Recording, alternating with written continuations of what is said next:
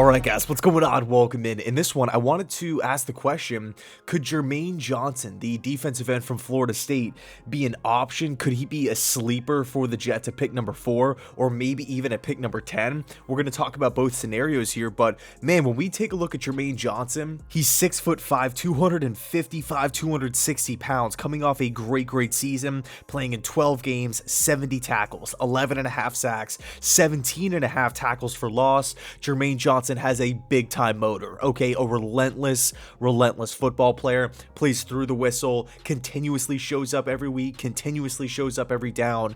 The Noles defense really needed that energizer on the defensive side of the football, and Jermaine Johnson did not disappoint. He was a Georgia transfer, and like I said, 12 games, constant production, really fun player to watch. He's one of those guys that, and of course, you could say this with a lot of the, the top 10, top 15 prospects in any sort of draft class, but, he's the guy that stands out. You're watching Florida State play, doesn't matter who they're playing.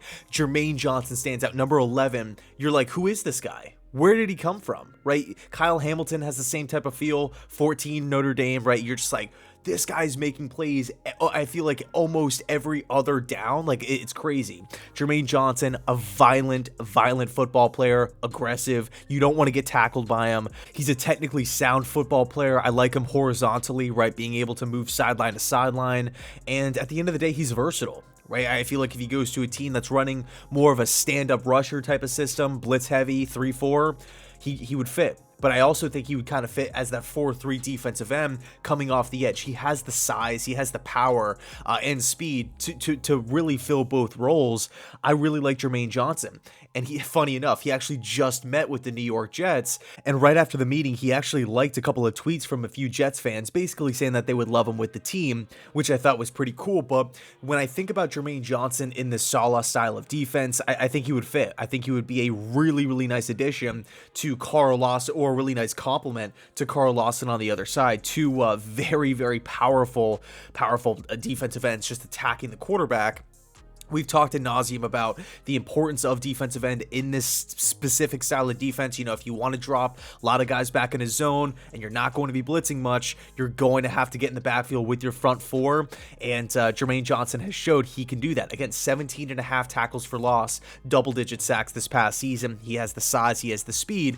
And the one cool thing, I guess this is my personal take on him, but the one thing that I feel like when I'm thinking about Jermaine Johnson and I'm projecting him into the future, next season with an NFL team, 2 years, 3 years, 4 years down the line, I think his weaknesses right now, his red flags, if you will, are fixable. It's not like he's 170 pounds and it's like there's size concerns. It's not like, oh, he's only 5'10". Can he really play defensive end at the NFL level? I think the problems can be fixed. Things like taking certain angles to the ball carrier, maybe consistently setting the edge. I think once Jermaine Johnson gets in with an NFL team, starts working with smart defensive coaches, not only are they going to put him in the right position to have success, but they're going to be able to watch film. They're going to take Jermaine Johnson's skill set, his strengths, and compare it to other past defensive ends that have had success in this style of system. I think, again, the weak parts of his game can be coached up. He doesn't have any permanent flaws. And I also think just getting out there, getting more reps, with an NFL club will really go a long way. Yes, he is 23 years old. Yes, he is a fifth-year senior, but he's only had 3 years of playing experience at the D1 level. 2 of those years, right, the first two, 2019 and 2020, he was with Georgia. Okay, didn't even finish a full season. Okay, this past year with Florida State, brand new situation, brand new team, brand new defense. This was the first time that, a team was like, you are the guy. You are the guy on this defense, and he played start to finish, okay? So I think just getting out there, having that experience where he's getting new tape every single day, towards like, what went wrong here? What mistake did I make there? Oh, I did this really well. Maybe I can implement it next time. Just stuff like that where he's a sponge. He just hasn't had a ton of playing experience for his age, okay? So I think, he has the hard stuff down.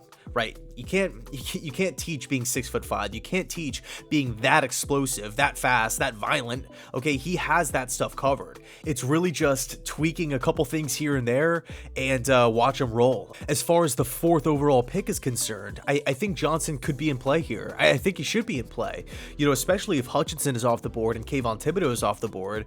We're looking at that top 4 pick. We're looking at how important the edge position is. We're looking at the current depth chart.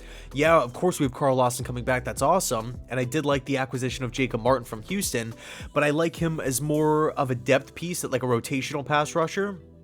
Not as the every down, like we got to count on him for 11, 12, 13 sacks this upcoming season. Maybe not so much in that role, okay? So I think when we take a look at everything, depth chart, need, how important the position is, Johnson could very well be the pick at spot number 4, especially if the other edge rushers are gone, and maybe Joe Douglas's top offensive lineman is gone as well.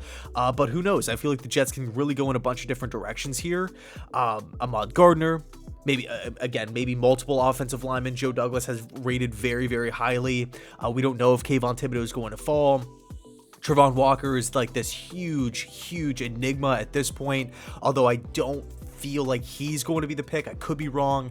And then look at spot number 10. If Johnson's there at 10 and we don't get maybe a Thibodeau or something like that at 4, we go Evan Neal at spot number 4, say we go Ike Mekwonu at 4, and Johnson's there on the clock at 10. I think, man, as much as I want a wide receiver, I think Johnson would probably be the pick for me. I think really the only way I'm passing on Johnson at 10 is if we do go edge at 4. So anyway, let me know your thoughts down below in the comment section. Where do you stand on Jermaine Johnson? Do you think he would fit the system? Do you like his upside? Do you like him in this Jets style of defense? And yeah, can't wait to dive into the comment section. Thanks so much for watching. I appreciate it. And as always, go Jets.